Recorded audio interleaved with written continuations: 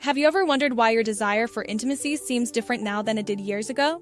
Or perhaps you've noticed subtle shifts in your partner's interest in physical connection as time goes by. You're not alone. The relationship between age and sexual desire is one of those topics that sits in the shadowy corners of our conversations, acknowledged, but rarely discussed openly. Welcome back to the channel, where today we're diving into the nuanced and fascinating relationship between aging and libido.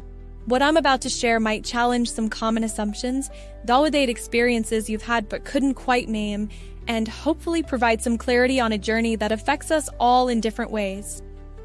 The changes in our desire for physical intimacy as we age aren't simply about decline, as popular culture would have us believe. The reality is far more interesting, and in many ways, more hopeful than you might think. Let's begin with a fundamental truth. Libido is not just physical. It's a complex interplay of biological, psychological, social, and relationship factors. And as we age, all of these elements evolve and transform. In our 20s and 30s, many of us experience desire that feels spontaneous and primarily driven by hormones.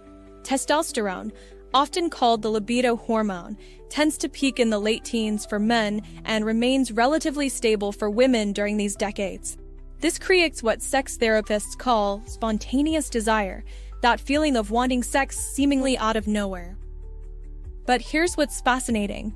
As we move into our 40s and beyond, many people experience a shift from spontaneous desire to what experts call responsive desire. This doesn't mean desire disappears. Rather, it emerges in response to pleasurable touch, emotional connection, or mental stimulation rather than appearing unprompted. This shift explains why many middle-aged and older adults report that while they may not think about sex as frequently, they still enjoy and desire intimacy once engaged. It's a different problem, not necessarily a diminished one. The hormonal reality is that testosterone levels generally decline gradually in men, typically at a rate of about 1% per year after age 30. For women, the most significant hormonal shift happens during perimenopause and menopause, when estrogen levels drop substantially. These changes can affect not just desire, but also physical responses, creating challenges like decreased lubrication for women or longer time needed for arousal for men. But here's what's rarely discussed. These biological changes don't dictate your sexual future. They simply change the landscape you're navigating. Well, I want to pause for a moment. If you're finding this information valuable, please consider hitting that subscribe button and turning on notifications. I share content like this regularly, straightforward discussions about topics that affect our lives but don't get the honest conversation they deserve. Subscribing ensures you don't miss future videos that might address questions you've been hesitant to ask elsewhere. Now, let's continue with something that's rarely acknowledged. For many people, especially women, libido can actually increase during certain periods of midlife.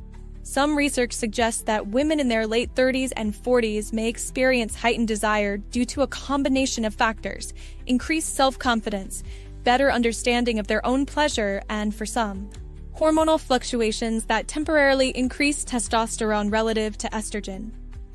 Similarly, some men report that while physical aspects of performance may require more attention as they age, their emotional connection to sexuality deepens, creating experiences that are actually more satisfying than those of their younger years. Psychological factors play an enormous role in this journey.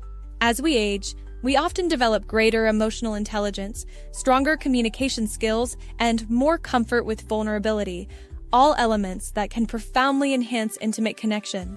But simultaneously, we may face new stressors, career pressures, family responsibilities, health concerns, or changing body image.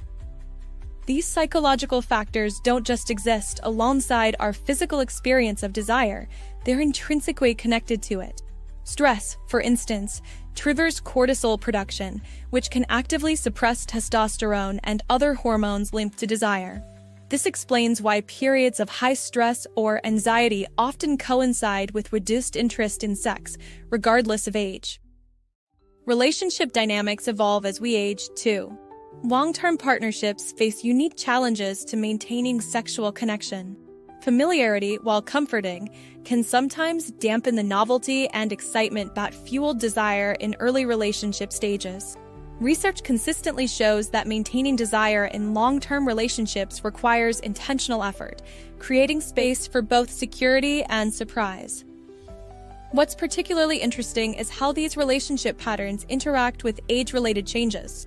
For instance, a couple in their 50s might find that their natural shift toward responsive rather than spontaneous desire requires them to approach intimacy differently, planning for connection rather than waiting for spontaneous interest to emerge.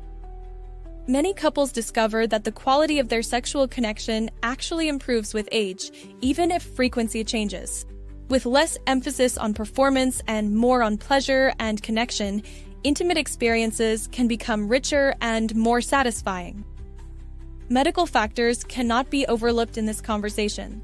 As we age, many people develop health conditions or take medications that can impact libido. Cardiovascular issues, diabetes, depression, and hormonal conditions all have known effects on sexual desire and function. Medications, including certain antidepressants, blood pressure treatments, and antihistamines, may reduce desire as a side effect. What's important to understand is that these impacts aren't inevitable endpoints. They're challenges that can often be addressed through medical consultation, medication adjustments, or complementary approaches to managing both the condition and its effects on sexuality. The conversation around aging and libido is also deeply influenced by cultural attitudes about sexuality and aging. Western society has long perpetuated the myth that sexual desire naturally and inevitably diminishes with age, or worse, that sexuality among older adults is somehow inappropriate or uncommon. The reality contradicts these assumptions. Research consistently shows that many adults maintain active and satisfying sex lives well into their 70s, 80s, and beyond. One comprehensive survey found that 54% of adults over 70 who are in relationships reported being sexually active with high rates of satisfaction. What changes with age isn't necessarily the capacity for desire or pleasure, but rather the context and expression of sexuality. Physical changes may require adaptation, more direct stimulation, different positions, or the introduction of supportive tools like lubricants or sexual aids. These adaptations don't signal the end of sexuality, but rather its evolution. Perhaps most importantly, many older adults report that their sexual experiences gain depth and meaning with age. With less emphasis on performance metrics and more on connection, presence, and mutual pleasure, intimacy can become more fulfilling, not less. For those experiencing significant changes in libido that cause distress, numerous approaches have shown effectiveness.